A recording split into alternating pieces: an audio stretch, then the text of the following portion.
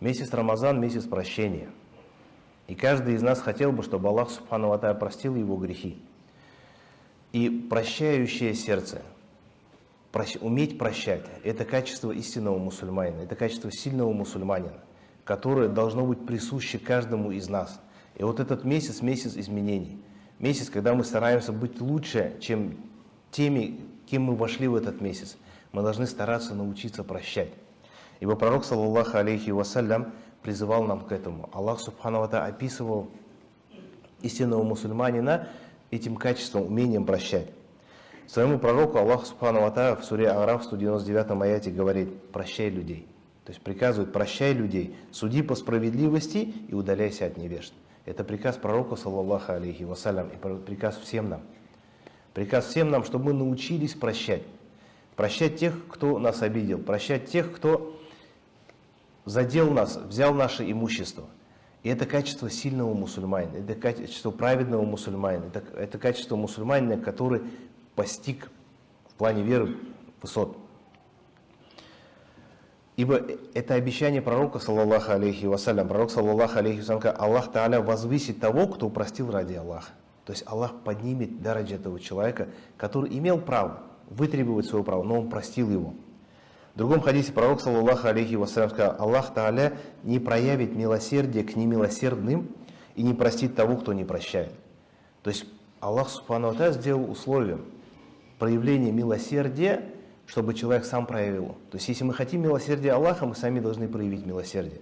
Мы хотим прощения Аллаха Субхану ва Тааля, мы сами должны прощать. И умение прощать – это качество лучшего мусульманина. Пророк, саллаллаху алейхи вассалям, приводит в хадисе, что Муса, алейхиссалям, спросил: «О Аллах, кто, по-твоему, самый лучший?» Что было отвечено: тот, кто, обладая возможностью отомстить, прощает. То есть тот, у кого была возможность. Это вот, ладно, я простил. Вот почему мы так говорим? Потому что мы не можем встребовать это. То есть если человек, кто-то сильнее нас, или дараджа выше, мы не можем с него стребовать, говорит: ладно, мы простим. Нет. Истинное прощение, когда я имею возможность, я сильнее, я могу с него забрать свой хак, я могу отомстить, я могу наказать его, и вот в этом положении, если я простил, вот это достойно величия, достойно награды Аллаха Субхану ва Тааля. И пророк, саллаллаху алейхи вассалям, был примером в этом.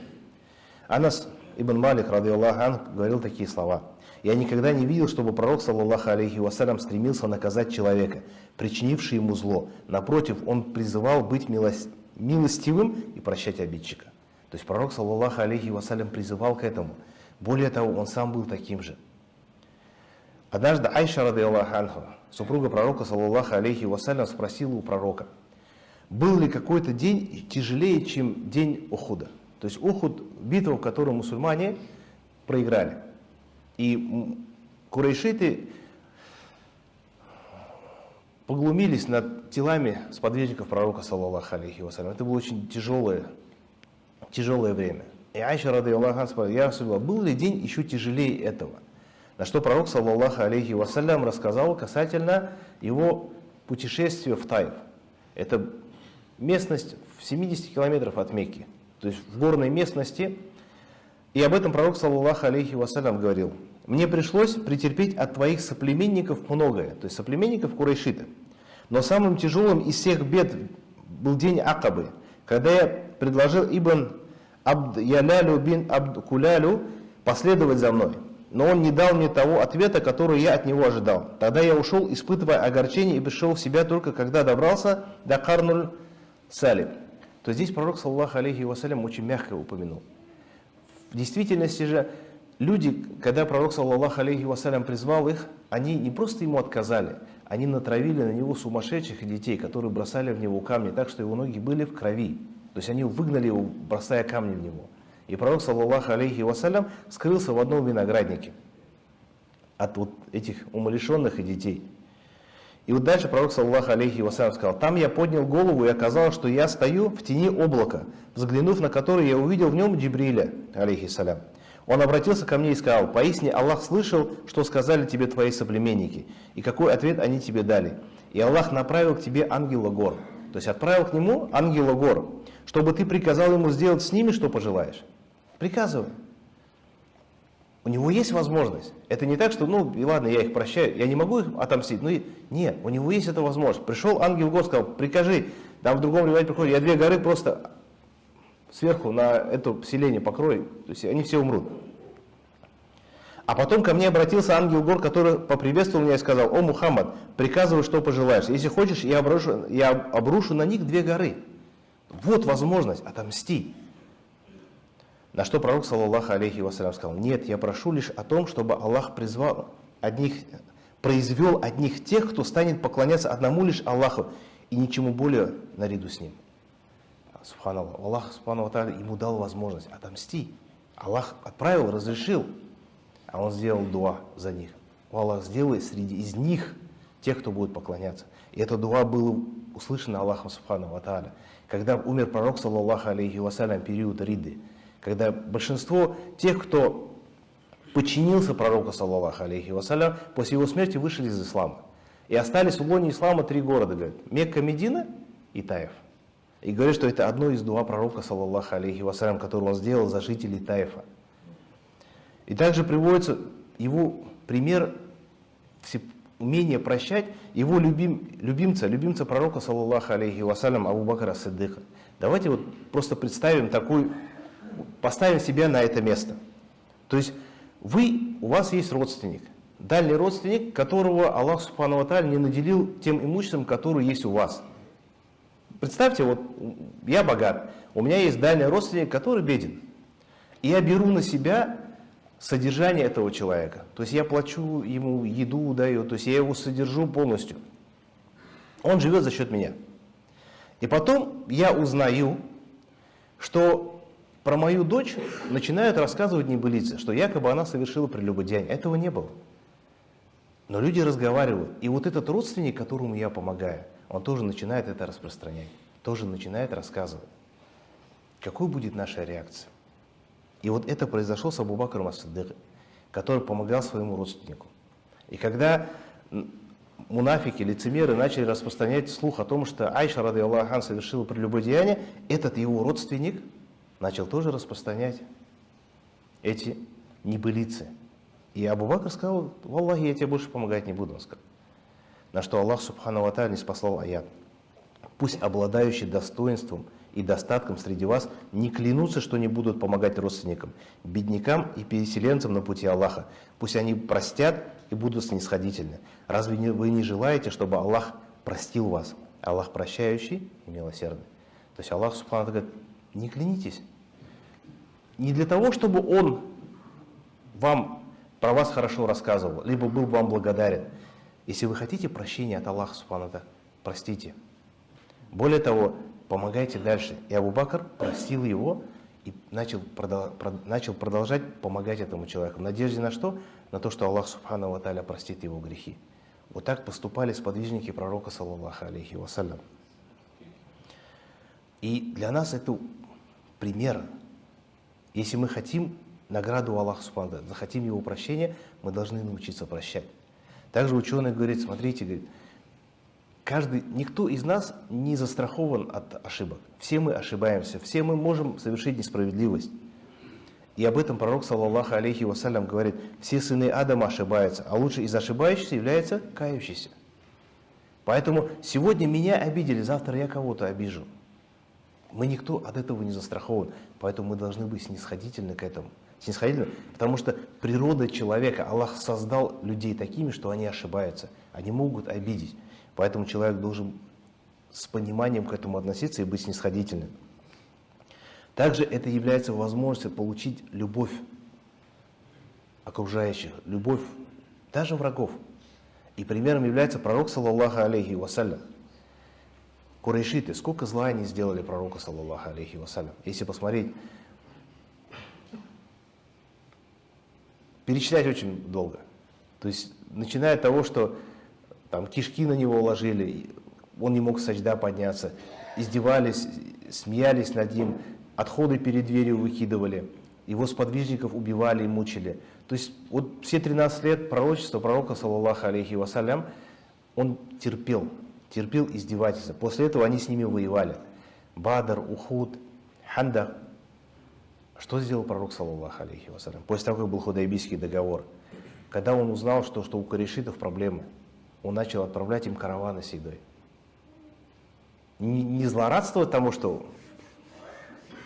на чьей стороне истин. Он начал отправлять караваны с едой. Курешиты из-за высокомерия этого не приняли. Он что сделал? Он начал отправлять их Абу Суфьяну. Абу Суфьян раздал их среди бедных жителей Мекки. Что сделал пророк, саллаллаху алейхи вассалям, когда захватил Мекку? Фатхуль Мекка. Все люди, которые в течение 13 лет в Мекке, потом 8 лет, когда пророк, саллаллаху алейхи вассалям, был в Медине, они воевали, убивали сподвижников, творили нечестие. Что сделал пророк, саллаллаху алейхи вассалям? Когда он собрал людей, он сказал: что вы ждете от меня? Курайши сказали: если ты накажешь, это твое право. Если ты простишь, то ты будешь из милости. Он сказал: идите, и вы прощены. Он приехал туда, у него 10 тысяч человек, он туда приехал царем, в окружении 10 тысяч воинов. Арабы, говорят, никогда такую армию не видели. То есть фактически Мекку взяли почти без боя. 10 тысяч человек. Он мог спокойно наказать, это было его право. То есть за всю, око за око, зуб за зуб, кровь за кровь. Если бы он начал с каждого снимать, и никто бы ему не сказал, что он был несправедливый. Были люди, которые бежали. Они сказали: он нас не простит. Икрима ибн Абу Джахиль, Сафан ибн Умейя, Вахши. Бежали, они сказали: точно не простит. Сафан ибн Умейя один раз сидел с Умейр ибн Вахбом вместе. И он заплатил, сказал: давай, я твоих детей буду, если тебя убьют, я за твоих детей на себя возьму. И Умейр ибн Вахб договорился, что он пойдет и убьет пророка, саллаллаху алейхи вассалям.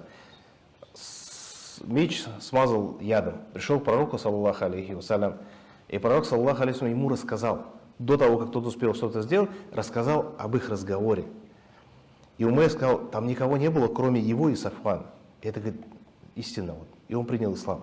И вот этот Умейр поехал за Сафваном, поймал его в Джидде, сказал: пророк прощает, вернись.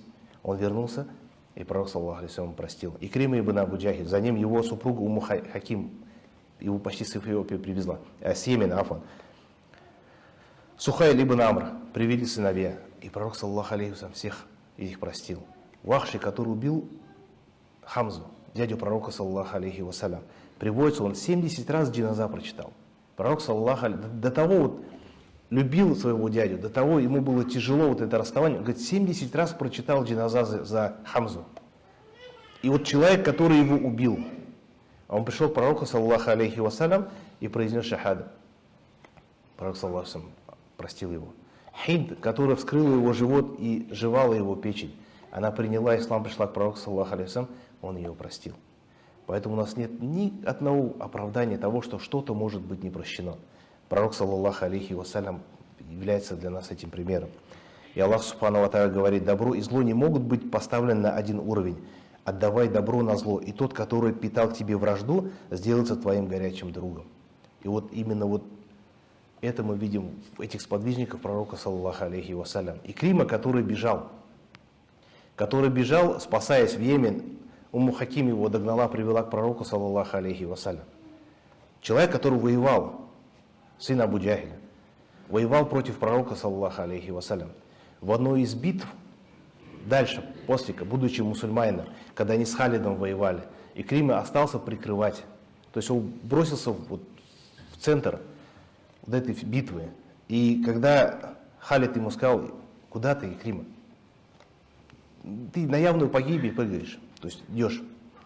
На что Икрима сказал: Халид, ты раньше меня принял ислам.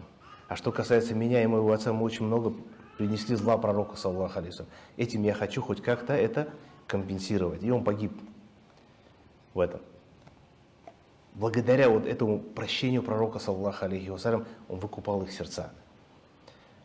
И также является условием, если мы хотим прощения Аллаха субхану ва тааля, и это важнее, мы должны научиться прощать. Не потому, что этот человек заслуживает прощения, потому что мы хотим, чтобы Аллах субхану ва тааля простил нас. Аллах субхану ва тааля говорит: стремитесь к прощению вашего Господа в раю, ширина которого равна небесам и земле, уготована для богобоязненных, которые делают пожертвования в радости и в горе, сдерживают свой гнев и прощают людей. Воистине Аллах любит творящих добро. То есть Аллах Субхану ва Тааля описал тех, кто стремится к прощению, тех, кто сдерживает свой гнев и прощают. То есть Аллах Субхану говорит, если вы хотите, чтобы Аллах простил вас, прощайте. В другом аяте Аллах Субхану ва Тааля говорит, кто же откажется от возмездия, то есть простит, словно предал милостыню. То есть если мы кому-то простили, мы подобны тому, кто дал садака. То есть простить обидчику – это садака. То это искупление за него, то есть прощение части грехов. Если мы кому-то, кто вот нам что-то сделал плохое, мы ради Аллаха его простили, Аллах простил наши грехи. И Аллах Субхану об этом говорит в суре Маида, 45 аят. Поэтому мы должны научиться этому. Ибо получить прощение мы можем только научившись прощать других. Пророк, саллаллаху алейхи ва саллям, говорит, Аллах возвеличивает того, кто прощает других ради Аллаха. Прощайте и получайте прощение. Поэтому человек, который прощает мусульманину, он может надеяться на то, что Аллах Субхану ва Тааля простит ему. И в конце хотел привести в хадис пророка, саллаллаху алейхи ва саллям. Когда его спросили касательно поста, в четверг, понедельник, пророк, саллаллаху алейхи ва саллям, сказал, поистине в понедельник и четверг Аллах прощает каждому мусульманину, кроме двух. Кроме двух поссорившихся. Два человека поссорились, они во вражде друг с другом. Всем остальным Аллах прощает, кроме этих двух. И говорит, оставьте их, пока они не помирятся. Пока эти двое не помирятся, Аллах Субхану ва Тааля их не простит. Что бы ни было у него право, не было бы, Аллах Субхану ва Тааля поставил условия. Пока эти двое не помирятся, Аллах их обоих не простит. Каждый понедельник и четверг Аллах Субхану ва Тааля прощает, кроме этих двух. Поэтому ученые говорят, не нужно, он недостоин прощения. Вопрос не об этом. Возможно, этот человек недостоин прощения. Возможно, он достоин наказания. Вопрос в другом. Это не между мной и этим человеком, а между мной и Аллахом Субхану ва Тааля. Я прощаю его не потому, что он этого заслуживает. Я прощаю, то есть я готов закрыть на его несправедливости в мой адрес, в надежде, что Аллах Субхану ва Тааля в судный день закроет на мои. Ва акулу каули хада, ва астагфируллаха ва атубу илейх.